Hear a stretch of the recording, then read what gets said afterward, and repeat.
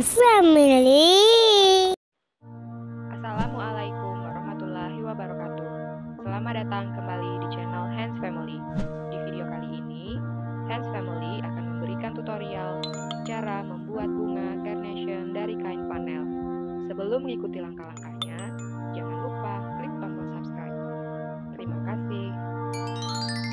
Yang kita butuhkan adalah lem tembak, jarum dan benang, gunting, kawat besi untuk tangkai, tisu, kain flanel ukuran 8,5 x 8,5 cm, ukuran 3,5 x 3,5 cm, 5 x 5 cm, 7 x 2,5 cm, 20 x 1 cm.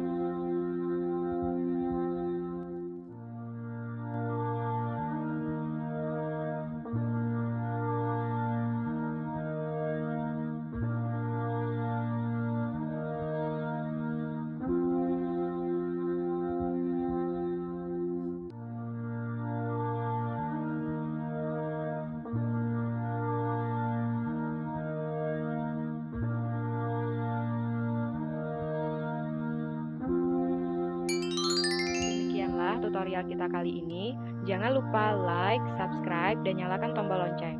Semoga bermanfaat. Assalamualaikum warahmatullahi wabarakatuh.